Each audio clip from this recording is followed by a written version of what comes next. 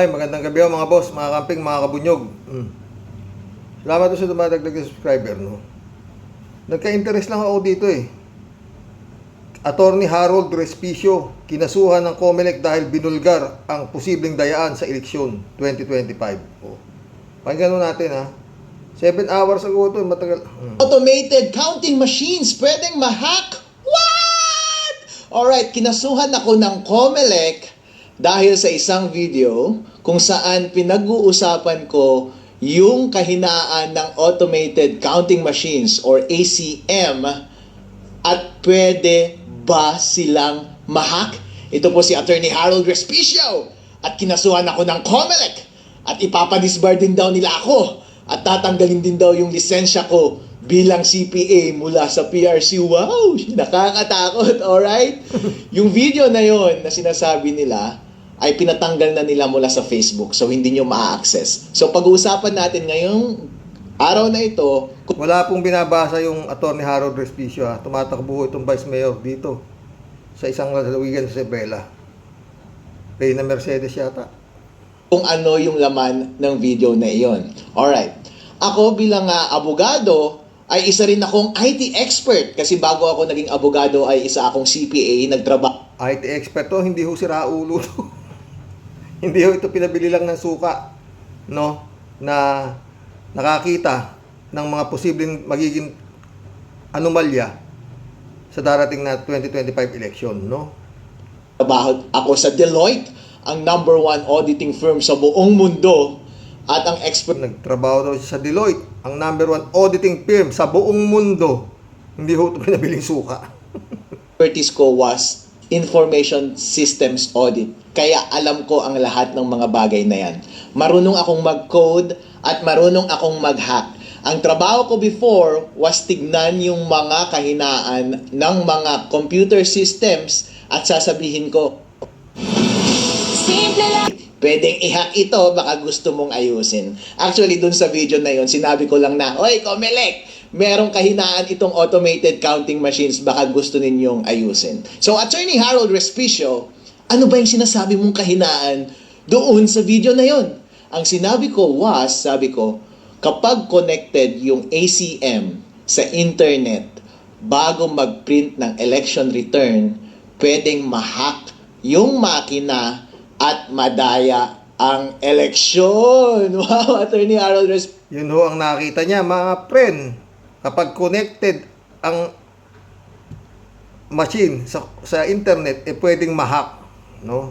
Kaya meron ho siyang suggestion sa COMELEC para hindi ho ma-hack bilang isang eksperto, no? Respicio, please explain. Ano ba ang proseso niya, mga friend, ng pagboboto gamit ang automated counting machine? So ito po yung proseso. Ayon sa rules na inilabas ng COMELEC, yung automated counting machines ay nasa presinto on the day of elections. Yung automated counting machine na yon ay connected sa internet the whole day. At kapag boboto ka, ilalagay mo yung boto mo doon at bibilangin ng makina lahat ng boto. Pero yung pagbilang ng makina, para siyang nag-i-score ng basketball. Habang bumoboto ang mga tao, merong running score.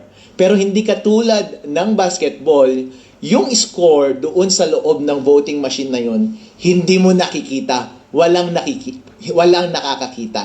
At makikita lamang yung final score pagkatapos na ng pagboto matapos ang alas 7 ng gabi on election day. At lalabas yung information na yon sa pamamagitan ng pagprint ng election return.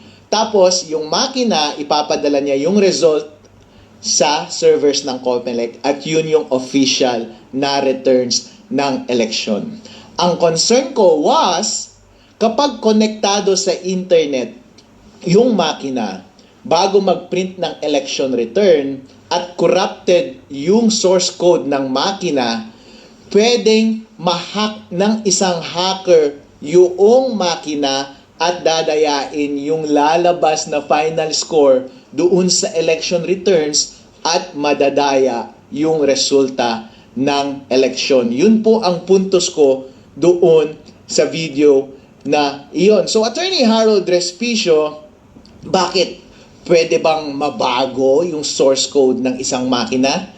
Well, ang binanggit ko doon sa video was, pwede on principle basta may physical access ka sa makina. Bilang eksperto sa IT, ikaw din, kapag bumibili ka ng gadget mo doon sa Green Hills, di ba? Kapag nakaw yung cellphone na yon or nakaw yung laptop, pagdadalhin mo doon, babaguhin na nila yung source code ng computer na yon kahit may password pa yung device na yon. Kasi, ang basic principle ng information systems security is, basta may physical access sa device, ang isang masamang tao at gusto niyang baguhin yung source code ng makina na yon, pwede mong mabago yung source code ng makina na yon. So, on principle, ang mga makina ng pagboto, basta merong access ang tao dyan, pwedeng mabago yung source code.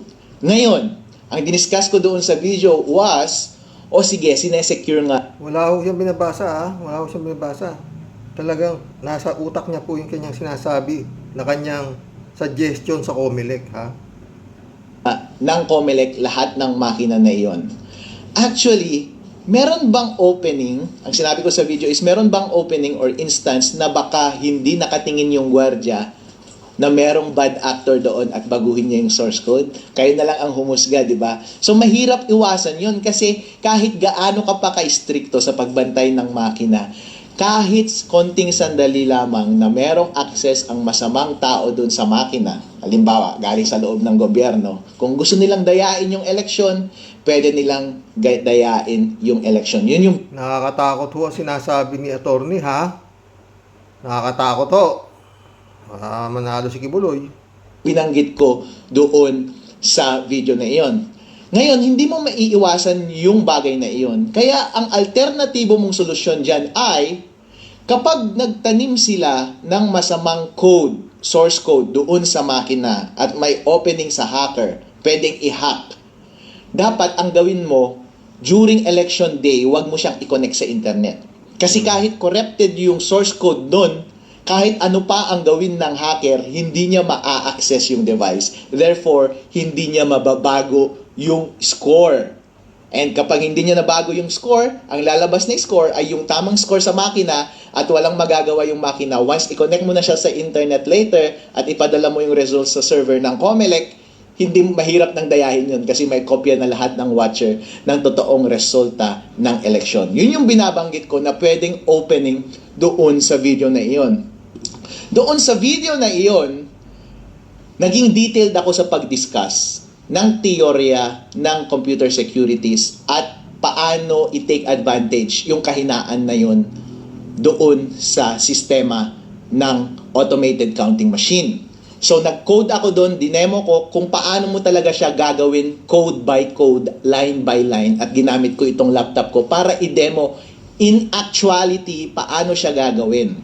Para, pag nakita ng Comelec yung video na yun, oo nga no, o kaya nakita ng taong bayan yung video na yun, sasabihin nila, oo nga no, convincing yung explanation ni Harold. Pwede ngang mangyari. Ayusin nga natin to. Actually, yun yung purpose ng video na yun eh. Yun yung hope ko na sana maayos ng Comelec yung rules nila. Kasi, ang simple lang siyang pwedeng ayusin. Walang... Ang kaso nga ang inabot mo, attorney, demanda. Ha? Padidisbar ka pa. At patatanggalan ka pa ng lisensya bilang accountant, CPA eh. Nang mawawala sa atin. Ang gagawin lang ng Comelec is babaguhin niya lang yung rules niya kung paano natin i-handle yung ACM machines during election day. Kasi right now, may lunabas na rules ang ACM kung paano i-operate yung voting machine na yun on election day. At kapag babasahin mo yung rules, connected na siya sa internet on the whole day. And walang instruction doon na dapat hindi siya connected sa internet or dapat i-connect mo lang siya sa internet after mag-print ng election returns. Ang recommendation ko was, bilang eksperto, ay magdagdag ka lang ng isang linya doon sa rules mo, Comelec, at sabihin mo doon na wag mong i-connect sa internet habang nagbobotohan at habang nagpiprint ka ng election return. At i-connect mo lang sa internet pag magsesend na ng data papunta sa server ng Comelec. May masama ba dun?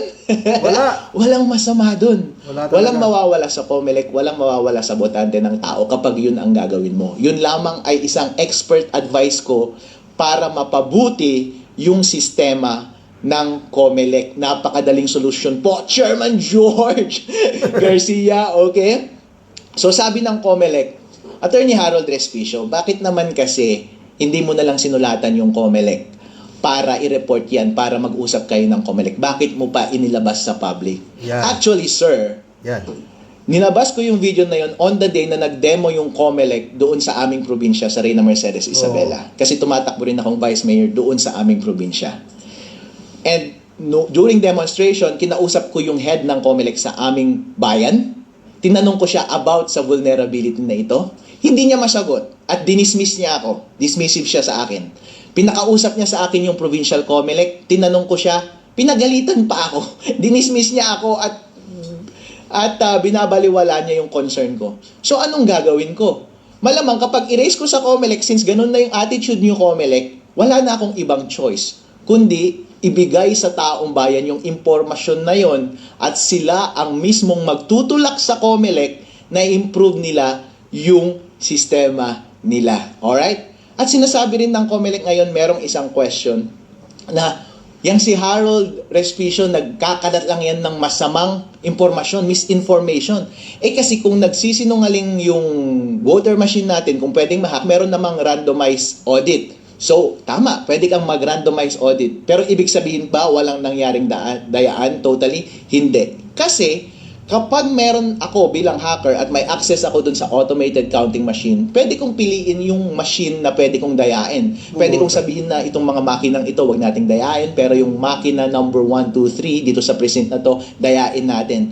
Paano kapag dun sa randomized testing mo, ang i-test mo ay yung mga makina na hindi nadaya? Oo. The only way na pwede mo lang masabi na totally na walang nangyaring dayaan sa election is i-test mo lahat ng voting machine at i-secure mo lahat ng resibo ng boto doon sa ballot box na yon.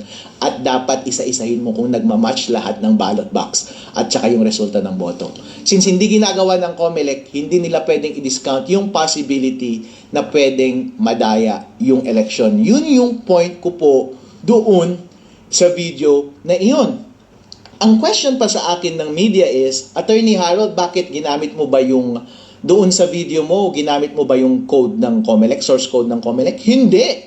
Wala akong kopya ng source code ng COMELEC. Wala akong kopya ng firmware ng voting machines. Wala akong access sa voting machines. Hindi ko alam. Pero lahat kasi ng prinsipyo ng lahat ng information systems, katulad ng mga ACM, ay pare-pareho lamang yan. Ang dinemo ko lang doon ay, kapag ako ay isang eksperto, ganito ang pwedeng mangyari para maayos itong sistema ng COMELEC. So, dinemonstrate ko doon kung saan yung mahina na parte. Kapag ako yung masamang individual na gustong dayain yung makina, ipinakita ko doon kung paano mo talaga i-code. Gamit ang ibang source code, gamit ang ibang equipment. Ang ginamit ko lang na equipment is yung laptop ko, hindi yung actual voting machine. Pero, ang prinsipyo ng pandaraya ng mga makina, ng pagmanipulate ng mga makina ay pare-pareho lamang. Yun lang yung dinedemonstrate ko. In as much as pwede kong i-demonstrate sa kahit na kaninong tao yung mga vulnerability ng kahit na anong gadget. Pero hindi ako nagkaroon ng access sa source code ng COMELEC at yung firmware ng automated counting machines. So yun. At yun nga, pina-down na ng COMELEC yung dalawang video yon na nasa Facebook na nakapost. Ngayon ko lang na-realize na yun pala ang dahilan. Kasi sabi ng Facebook, sabi ko, bakit ninyo tinanggal itong mga videos na ito? Sabi ng Facebook sa akin, kasi may nag-report na nagva-violate ka daw ng batas. Sabi ko, freedom of speech yan. Kaya ako nagsasalita tungkol dito is gusto kong inform yung tao. Dahil kapakanan nila ito, demokrasya nila ito para sa integridad ng halalang 2025. At sana marinig ng COMELEC para magbago ng rules yung COMELEC. Actually, tinanong ako ng media kanina, so Harold, ano ang response mo dito sa mga kasong gagawin sa'yo? Kasi ipapadisbar ka pa daw sa Supreme Court at tatanggalin ka pa daw ng lisensya mo bilang Certified Public Accountant dyan sa PRC. So anong response mo? Talagang ganyan ang buhay. Wala tayong magagawa.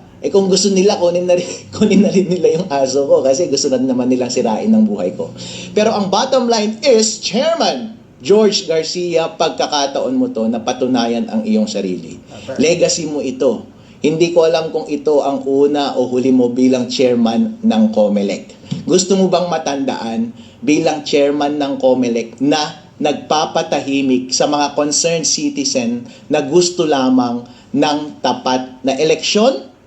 Or gusto mo makilala bilang isang professional at mature na commissioner na nakikinig ng feedback, especially mula sa expert, at titignan mo yung sistema mo kung tama ba o mali. At kung tama, babaguhin mo. At kung hindi naman totoo yung sinasabi ni Attorney Harold Respicio, and then let the public judge for themselves. Dahil pinakamahalaga po lahat ang kalayaan ng tao na magsalita. Nangyari na po ito paulit-ulit.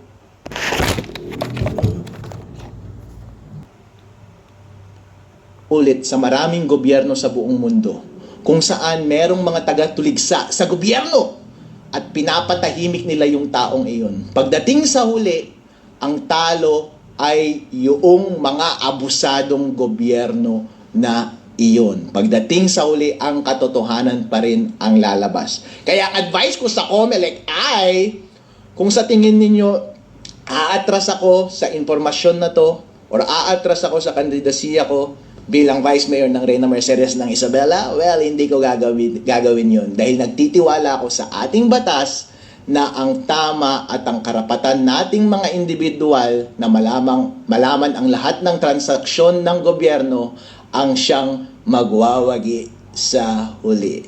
So, yan po. Ako po si Attorney Harold Respicio and this is the Respicio! Nahulog yung cellphone ko. Natabik kong ganun. Buti hindi ko napindot yung ano. Ay nako mga friend. Alam nyo? Ano ba masasabi nyo kay Attorney Harold Respicio? Hindi ho siya pinabiling suka Matalino ho siya. Alam nyo no mga boss? Kasabihan na ho yan Pag natalo ka sa eleksyon, nadaya. Pag nanalo, nandaya. Diba? Yun. Tsaka ho itong makina na to, nga boss, tingin ko, nagreklamo ho, si Presidente Marcos, nung siya ay natalo. Umabot pa ng Supreme Court. Yan, sila George Garcia na yan, ang kanyang abogado. At itong si Victor Rodriguez, no? Dahil yun nga raw, natalo siya dahil nadaya raw siya ng smart magic daw siya. Ayon kay Glenn Chong, di ba? After that, gusto ni Amy Marcos na maging manual counting na lang. Wala na lang silang tiwala sa makina. Pero dadapat subalit ngunit, lumabas si Digong. At sinabi ni Digong, bago ako bumaba, kailangan makakita ako ng malinis na eleksyon. Subukan nyo mandaya, padalang ko kayo polis. Patay na ako.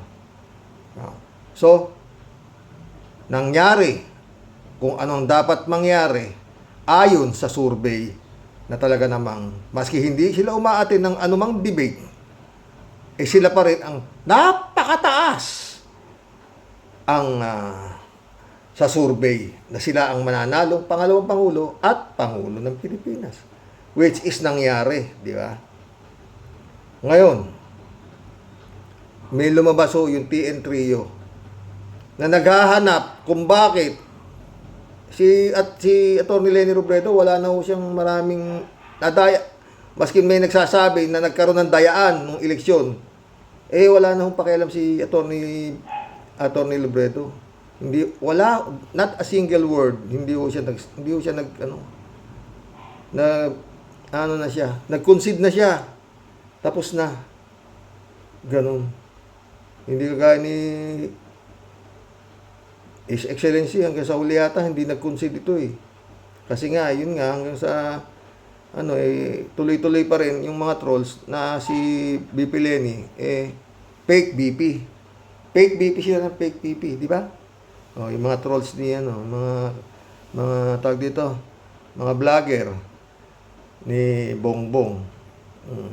Tsaka ni Sara at that time, no? Fake BP, yun ang mga ginawa nila, di ba? Sabi na ng Supreme Court, wala nga doyaan nangyari.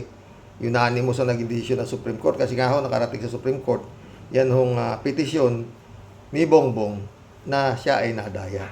Hanggang sa natapos na ang eleksyon, 6 na taon, wala hong si BP Lenny, wala siyang nag-ambag-ambag yata para do sa babayaran na pinabubuksan ho yung mga balote, di ba mga friend?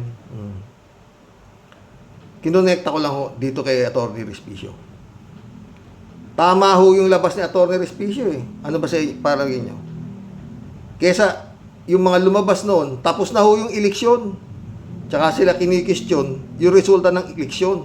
Na may dayaan, may ganon ganito. Oh. Di ba? Yung TN Trio, pinag-i-explain yung COMELEC. Paano nangyari ito? Na sa loob ng isang oras, 20 milyon ang nabilang na boto. Meron pang mga chart, pinapakita ng TN Trio. Ganito, ganun. Ang COMELEC ko, wala akong... Tapos na eh. Wala. O, di ba? Eto ngayon, mga friend. Ang liwa-liwanag na sinasabi ni Atty. Harold Respicio, no? Na wag mo nang i-connecta sa internet yung mga makina habang nag-ieleksyon. Ang nakalagay daw nabasa niya na the whole day ng eleksyon, nakakonekta na yung makina sa internet. Na yun nga, sinasabi niya, pwedeng madaya. Pwedeng ma-hack. Oh. Di ba dapat? Ngayon pa lang kaya sabi ni si Garcia, kinasuhan niya dahil nagkakalat daw ito ng parang fake news. Na ganun ito. Mabuti kung pinabili lang ng suka yan. Atty. Garcia, George Garcia. George Bato. No. Eksperto ho yan eh. COMELEC, eksperto yan. At yung sinasabi naman niya, hindi naman mahirap gawin. Sabi nga niya, di ba? Pagdating ng eleksyon, wag munang i-connect sa internet yung makina. Saka na lang i-connecta pagkatapos na ng eleksyon. Oo. Para hindi na mahirap ng dayain kasi ang lalabas na talaga yung tunay na bilang doon sa vote counting machine. Hindi na humahak. Wala hong binabasa ito. Eksperto IT expert di ba? Hindi ho basta-bastang taong ito. Habang wala pa yung eleksyon, nagbibigay ho siya ng suggestion. Pwede, handa naman siyang humarap kay George Garcia sinasabi naman niya kaya lang daw siya lumabas sa media dahil ayaw niya sana pero hindi siya pinakikinggan kaya ito, paano na siya sa tao na puwersahin itong si George Garcia na gawin yung gusto niyang sinasabi niya. Di ba? Mabuti nga kung wala naman kandidato pa nga siya di ba? At yun nga sabi niya pwedeng yung tawag dito pwede rin dayain yung mga ibang pwede yung iba hindi dayain. Yung mga ibang vote counting machine pwedeng hindi dayain, pwedeng dayain, mga ganun yun ang sinasabi niya. Dapat hindi mo kasuhan to dahil yun nga freedom of speech sinasabi niya, di ba? At yun nga, yung sinasabi naman niya hindi para sa kanya, kung hindi para maging maayos yung darating na eleksyon. Walang question. Kasi nga, hindi naman siya, eksperto nga siya, mga pre, di ba? Ano ba sa palagay nyo? At galit na galit si George Garcia, padidisbar niya, patatanggalan niya ng lisensya sa pagka-CPA, O sabi nga ni attorney, kunin mo na rin aso ko. Gusto mo rin lang sirain yung buhay ko. Tumatawa lang siya. Tumatawa lang siya. Oo. Yun agad ang desisyon nito eh. Patisbar eh. Di ba? Nagmamalasakit lang siya mga pre, ha? At kaya niya tayuan yung sinasabi niya. Sabi naman niya, di ba? Kung hindi totoo ako, di yung tao nang magdesisyon. Handa niyang anuhin eh. Simple lang naman yung gusto niya mangyari. Huwag mo niyong i-connecta sa internet habang nagbobotohan. Saka niyo na i-connecta sa internet pagkatapos ng botohan. Diba? Mag-collab na tayo mga friend. Baka naman kaya ganun, baka galit ka naman ni George Garcia dahil may punto si Attorney Harold Garcia. Ay, Harold Respicio. Ano to, buko? Baka, parang nagkabukuhan ba, ganun? Kaya nagalit kayo sa kanya. Nagmamalasakit lang siya eh. Di ba mga friend? Mag-collab na po tayo. Testeco, shout out. Sana nga humiling siya kay BBM na security para maiwasang may haras sa kanya. Okay lang kung haras eh. Paano kung birahin? Joy Tobelea, shout out. Michelle Edwin, Mike, shout out my friend. Good morning, Karox. Magandang gabi dyan. First ba? Third. Kalat ni Baya, shout out Joey Tobelea. Sir, medyo senglot na tayo. Masyadong listen and learn na lang tayo sa'yo sa program natin na bawal ang tanga. Buti pa siguro ako, kahit lasing, di naman tanga. Malakas ka bang tumangga hindi ako umiinom Totoo. Joey ulit Sir Rox, sana yung bumaril kay Halili, yun din sana ang bumira kay Trump para dedo na si Trump at di napahiya si Zelensky sa White House. Trump at Digong parehong abno. Patay tayo dyan. Pero mayaman si Trump, kala mo. Joey Quijano, shout out. Dapat managot si Digong at Bilyar. Ay, doon sa pagbagsak. 3JCO po. Ingay ng tuta ko. Hay, anong kinalaman nila dyan? Dyan sa tulay. Sisisihin nila yung truck na overloaded daw. Walang kasalanan ang mga Dutz at Bilyar. Malilinis mga konsensya ng mga halimaw na yan. Wala silang paki kung sino ang masaktan. Basta sila may nailagay sa bulsa. Yun ang mahalaga. Patay tayo yan.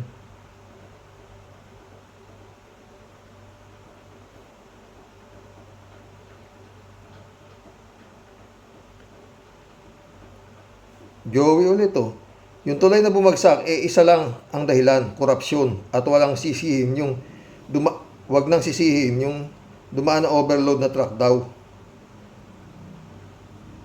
3J show ulit So ang ibig palang sabihin, isang truck lang ang pwedeng dumaan sa tulay na tama lang ang karga. Paano kung may 2 or 3 trucks na tama lang naman ang bigat? Ang dala pero sunod-sunod silang daraan sa tulay na yan. Paano? Yun nga, ewan ko ba? Ang logic ng mga hunghang galing sa ibang planeta. Hay, naku Sir Rox, walang aamin dyan kung sinong may sala.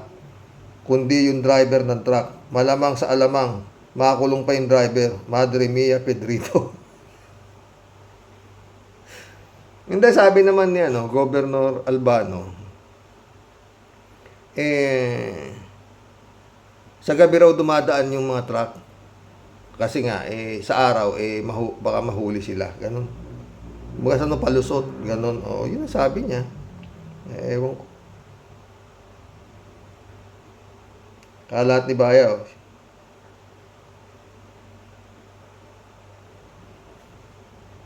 Rick Ignacio.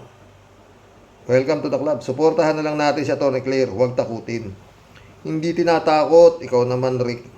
Suportado nga natin Kaya lang, sana maging magsiguro siya dahil hindi basta-basta yan Yang sabi nga ni Senador Trillanes, yan isang sindikato, napakalaking sindikato. Tingnan mo ngayon, hindi pa kasuhan hanggang ngayon. Puro nakapile, natutulog lang yung mga pinal ni Senator Trillanes. Wala pa. At yung impeachment naman, sabi ni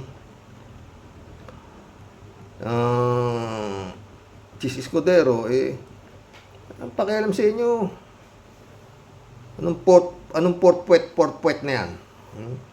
Bigas kayo, pinag-intay nyo kami 2 buwan Kayo may kasalanan, Kongreso. Bakit nyo pinatagal-tagal? Tapos ngayon, may hikaw pala si Chis Escudero. Hello, Akira Milus. Shout out, sabi ni Kalatni. Kalatni ulit. Good evening, Kasani. Banat lang, Kasani. Huwag kang umatras. Talungin mo ang mga tanga na yan. Alabira, patay tayo dyan. God bless your family. God bless Kalatni. Tiyan, akala mo kung sino ka, Dick Gordon ka, ang laki ng tiyan mo. O, sabi ni Diggs yan Tama si paring Diggs. Isa ring bakulaw na ugok ang Dick Gordon na yan. Patay tayo dyan. Mukhang galit ka kay Dick Erlinda Aquino, shout out Kuya, kahit anong sabihin pa ni BBM, mga baka tungkol sa impeachment, huwag na niyang intindihin kasi ang mga duta lagi namang may bintang na hindi maganda kay BBM. Diba? Kaya nga, dapat din niya naintindihin yun. Tuloy niya na. Total, bibintang ka na rin lang. Patawag ka na ng session sa Senado at tapusin niyo na impeachment. Ano ba? Huwag ka na magbaka-baka na baka maisip nila na may kalalaman ka. Inumura ka na pa, napapatay ka na iniintindi mo pa yung sasabihin nila. Di ba? Kalat ni habang nasa tama o tama ang ginagawa ni Sweetheart Claire, ay suportahan na lang natin. Claire, my love, kaya mo yan. Patay tayo dyan. Ang dami mo namang love, Kalat ni. Si Sarah, my love. Claire, my love. Talaga, ikaw lover boy ka talaga, Federico Mandaco. Bilib ako sa tapang ni Atty. Claire. Talagang pipilitin ng mga vlogger ni Digong na gibain siya. Aabot yan sa personal na buhay niya. Baka nga umabot pa sa kabastusan niyan. At tama ka, Karox. Dapat may security na rin si Atty. Claire. Yan ang magpapahina sa kanya pag yung pamilya na niya ang babanatan na rin ng paninira sa kanya. Yun nga. Itong dapat talaga may security siya dahil napakabigat ng nakaatang sa kanya. Alberto Olaer, shout out. Karoke, paano tanggalin ni Digong Duterte? Paano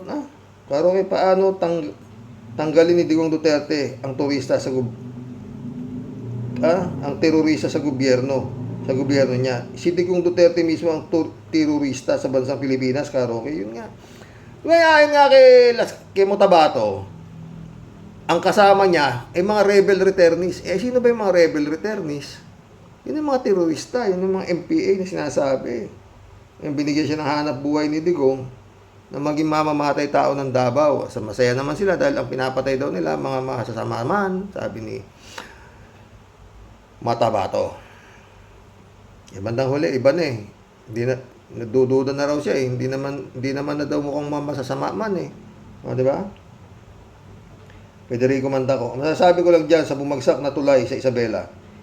Pipilitin ng DPWH na yung overloaded na truck ang sanhi ng pagbagsak. Ang lahat ng tulay ay ginawa na may design for maximum allowable load na kaya lang dalhin bago sumapit sa tulay. May mga warning sign na yan kung ilang tonelada ang kanyang dumaraan dyan. Dapat third party investigation team ang iimbestiga dyan, hindi lang DPWH, para walang whitewash. Buong tulay dapat ang imbestigahan, hindi yung section lang na bumagsak. Totoo yan. Mukhang gusto pang repairin Ewan ko kung may dadaan pa dyan, kung sabihin na na-repair yan. Pwede siguro, kung bisikleta nga, tsaka pato. Librado Ludovico, shout out Blessed Saturday morning, Karox, and to all warriors watching from Edmonton, Alberta, Canada. God bless po, stay safe and healthy. Talagang ibang klase ang tapang ni Atty. Claire Castro. Humanda na kayong mga DD-shit. Narito na ang katapat ninyo. Naway gabayan ka ng Panginoon Diyos. Diba? Elizabeth Iscare, good evening, Sir Rox. Iba talaga ang tapang ni Digong. Basta't ginusto niya, kailangang masunod ito. Kasi feel niya, hari siya. Ganyan ang tingin niya sa sarili niya. Kaya hanggang ngayon, Ang bunganga niya, ganun pa din kabastos. O, di ba? Aminado naman siya'y bastos. At siya ay sa impyerno pupunta. Kung di ba ng mga gago itong naniniwala dyan, putang ina. Alam na nga nilang demonyo, gusto pa. Duterte. Elizabeth Iscaro ito. Tungkol naman sa impeachment nitong si Sara, sa June o July 30 pa ata, masisimulan. Di ko maintindihan kung bakit ganun katagal ito bago magsimula. At itong si Cheese, ang daming dahilan para masunod ang gusto niya. Pro Duterte ito, sa tingin ko. Di ba, Sir Rox? Your guess is as good as mine. Anak ng bating, ang dami nang nagsasabi. Mga justices pa. Pero, isa lang ang sagot ni Cheese. Bakit ko binapor eh? Kayo nga, tinulugan nyo nga dyan sa kongreso eh. Papetik-petik ka, tapos ako hindi pwede. Sa July. Baka minamalas-malas pa. December na eh. David Allen Mendoza, Karox, huwag na natin galitin si Sarah Jean Potpot. Lalo na umiikot na mga mata niyan. Sinabi mo pa. Chupista Bunaaw, shout out ah. Good evening po, Karox. Warriors, dasal ko na lina ang po nawa ay po talaga ay gabayan po siya ng Lord. Good night po, kuya at sa mga warriors. Si Atty. Claire, oo nga. Ted ulit oh. Ang mamamatay tao, mayroong 400 na security. Si Claire Castro, wala. Patay tayo dyan. Yun nga eh. Malay natin, baka meron naman, di ba? Cassandra Daisy, ang bat, sabihin niyan, 50 pesos pa rin ang bigas. Mahal na kamatis, mataas ang kuryente, pero mababa ang sweldo. Sandra ulit, BBM and DDS parehong kurap. Dapat lang gawin ni Castro ang trabaho niya dahil employee yan ni Marcos na dynasty. Pero believe pa rin kayo, saklap mga kababayan. Hindi siya, Cassandra, kaya lang ako believe sa kanya. Binabangga niya yung Duterte, wala sino? Siguro after, bigyan natin ng chance si Atty. Claire, di ba mga friend? Basta na maganda ngayon, merong nagbubulgar, may sumasalubong, hindi kagaya nung wala si Atty. Claire sa palasyo, puro lahat pinagbumumura lang ng mga Duterte. Magmula sa presidente. Puro fake news ang pinag-aano lang. Ngayon, gagawa silang fake news. Ito yung Atty. Claire Castro. Mali yan, fake yan, di ba? Ikaw, bakit? Ikaw nung panahon mo, ano ba ginawa mo? Yun mga ganun eh. Si Marcos walang ganun di ba? Shirley Jaser. Kailangan po talaga mag-iingat si Atty. Claire Castro, Karox. Dapat wag siyang magtiwala sa mga taong halang ang kaluluwa. Si Kapersi kasi, hindi siya nag-ingat. Wala pang kasama pag umaalis. Nag-iisa lang siya, kaya tuloy nadali siya. Kaya ikaw, Atty. Claire, dobling ingat po. Di ba? Cassandra Daisy na naman. Ang dapat palakpakan, si Associate Justice na nag-question bakit kinuha ang Marcos administration ang 60 billion sa PhilHealth. Ano naman yan? Malamang tatalakayin din ni Atty. Claire yan or whatsoever. Nasa Supreme Court na yan, di ba? Rodelia Alpilor. Oo nga po, Sir Rox, naway maghari na ang hustisya sa gobyerno ni BBM. Lord, gabayan mo po si Atty. Claire. Salamat, Sir Rox. Ingat po tayong lahat and God bless us all po. Jess Magpayo, shout out. Pag sa kabutihan ang ginawa mo, sigurado yun gagabayan at tutulungan ka ng Panginoong Diyos. Di ba? 3J po. Wala yan sa bokabularyo ni Digong. Gusto nga raw niya sa dagat-dagatang apoy mapunta kasi andun daw ang mga magagandang nagtatrabaho sa bar. Pati yung mga babaeng nagtatrabaho sa bar, dinamay pa ni Digong. Diba? Demonyo raw ang tingin ni Digong doon. Jess Magpayo ulit. Magtiwala lang po tayo sa Diyos basta gumagawa tayo mabuti at sumusunod sa utos niya. Hindi tayo pababayaan ng Diyos na may lalang sa ating lahat. Pray lang po tayo. Sinabi mo pa, Jess. Agripino Respicio. Oh, ano-ano mo si Harold Respicio, pen. Ha? Good day, Sir Rox. Maalala ko nung bata pa ako, dyan sa Nagilian Bridge, open pa ang laging sa San Mariano. Yung isang trailer, isang round, isang round log lang ang laman. Sa laki ng tumatawid sila sa Nagilian Bridge, sunod-sunod sila pero hindi naputol yung tulay. Ngayon, high-tech na ang ginamit, may naputol na tulay. Siguro, yung ginamit sa tulay, substandard, pero yung ginamit ng kontraktor na bulsa, standard. Baka yun ang matibay, yung bulsang ginamit ng kontraktor. Ha?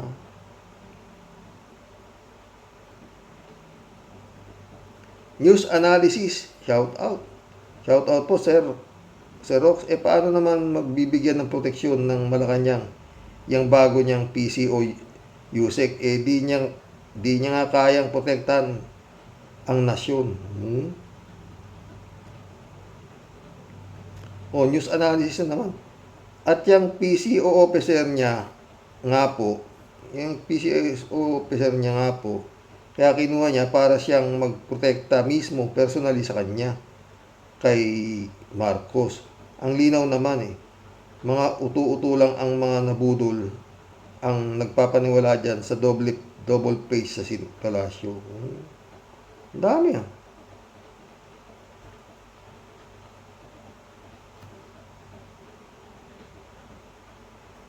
Akala ko po ba maraming napuri dyan sa bagong protektor ng Palasyo? Bakit parang isang interview po sa kanya, sinabi niya na di nga daw siya spokesperson ng Marcos. Siya daw ay officer ng Palasyo. Wait na lang po ha. Ang PCO, Presidential Commission Office, di nga daw po siya spokesperson ni Marcos. Siya daw po ang officer ng Palasyo. When you say Palasyo o Malacanang, meaning presidente yun, di po baga. So, entonces, spokesperson man o officer or whatever, protector siya ng Palasyo against Duterte. Yun lang yun. Ano ba naman? Pati ba naman mga madlang people na matitino, paglililangin pa nila? Dami. News analysis naman. Ito namang nangyari sa Gumuhong Tulay. Sabi ko nga po, ganyan talaga. Pag ang budget ibubulsa ng gobyerno, sabi ko nga po, pera na naging bato pa. Ang tulay na plinano ni late President Noynoy Aquino, disenyo at pangarap ng Tiger Rising Star of Asia Pinoy, gumuhong pangarap. Diba? Marilo Pabianak, shout out Happy and blessed Sunday po muli, Tay, at sa mga ka-warriors. Yes po, Tay, hindi talaga maganda na nakasama tayo sa gray list. Dito po gang 8K lang pwedeng ipadala kapag tumataas ang amount na yon. Need na ipakita katunayan saan galing. Kaya mabuti at nawala na tayo sa listahan. God bless us po tayo sa mga ka-warriors. 3JCO po. Hello, Sir Rox. Medyo na-busy lang ang lola mo. Daming ganap dyan Si Atty. Claire ang katapat ni Sara pero hindi sa walang class na bardagulan. Kasi si Atty. Claire, edukado. Uy, cum laude raw sa UST. Cum laude, ha? May GMRC at hindi zombie. Kumpara naman kay Sara na ang baho ng bibig, walang kontrol sa sarili, mahilig magbanta at siga-siga. Ay, anak ni Digong, ngayon gagawin mo. 3J Shop ulit Si Rox, sabi ko naman sa iyo before na hindi masalita yang si BBM.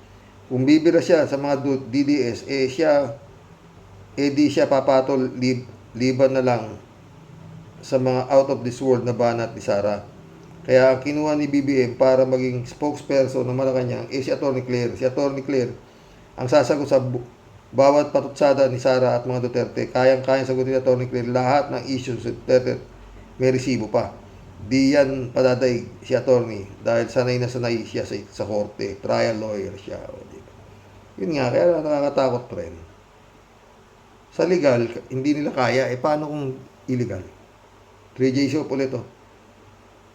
Ito naman tulay na bumagsak sa rocks. Sino ba may kasalanan? Siyempre, kung sinong project yan, siya ang responsible sa outcome ng project. Oo nga at inaprubahan yung project na yan during Pinoy. Yung budget aprobado pero nang umpisa ng project na yan, kanino bang administrasyon? Kung kay Digong, yung kung project manager niyan tulay, na yan, ang dapat imbestigahan kasi kaya nga siya manager dapat i-manage niya ang lahat ng anggulo ng project, but materials, budget, materials, trabahador, empleyado, kasi dapat may magandang record ang company they hired to do the project. Hindi yung truck na overloaded daw ang may sala. Napaka-stupid ng agreement. Totoo yan. Ha? Lorna Velez, buong family ni Kaper Silapid and family ng brother niya ay humingi na ng safe exit sa gobyerno ni Duterte Taning kapalit ng kalilimutan na nila ang kaso ni Kaper Silapid. Ganun ba yun? Oy, mission accomplished mga boss. Oy, walang comment si Tia Delia. Shout out, friend Sherwin Sapeda. Christiansen, July 7, Alcantara. Amy Bingson, Dolor Garcia. Shout out sa inyo mga boss. Pastor Jun Lagon, my friend, shout out Emans Kaloonanak, shout out. Hanggang bukas po muli, no mga boss. Oo. Magbigay nga ako kayo ng komento rito. Bakit to ganito ang naging reaksyon ng COMELEC dito kay Attorney Harold Respicio. Nagbibigay lang naman ho siya ng magandang parang nagsasuggest lang siya na baka madadaya yan. Makina ho yan eh. Di ba? Ilang beses na ba nila nung panahon na talo si Bongbong, nadaya siya. Tapos nung nanalo na si Bongbong, wala nang nakimik si Bongbong. Ang nagreklamo naman yung TN Trio, na nadaya si Atty. Leni Robredo. Nagkaroon ng dayaan. Di ba? Dahil hindi maipaliwanag yung 20 milyong boto sa loob ng isang oras. Wala nangyari. Di ba? Dahil tapos na naproklama na ano sasabihin na lang ni Garcia? Open kayo, magsabi kayo ng mga reklamo ninyo dito. Sige lang. Ganun lang. Pero ito, wala pang eleksyon. May sinasabi na si Atty. Harold na dapat nilang pakinggan. Dahil hindi naman para kay Atty. Harold yung sinasabi niya, kundi para sa integridad ng darating na 2025 election. Di ba? Na tayo? Good night na po. No? God bless. Magbigay ho kayo ng suggestion ninyo dito sa naging topic natin tungkol dito sa ako para sa akin parang sobrang galit naman nitong COMELEC nito. Padidisbar na, patatanggalan pa ng lisensya bilang certified public accountant. Sabi ni Atty. Harold kunin niyo na rin yung aso ko. Total ko sinasirain ang buhay ko. Good night. God bless. Hay nako. Dapat talaga bumalik na sa manual counting. Bilyon-bilyon yung ginagastos sa puta ragis na. Makina na yan. Talaga naman po makina nga yan gawa lang ng tao. Lang naman hindi kayang sirain ng tao o lokohin ng tao. Makina nga, di ba? Tsaka kumpleto naman yung ebidensya ni Atty. Harold Respicio. Good night.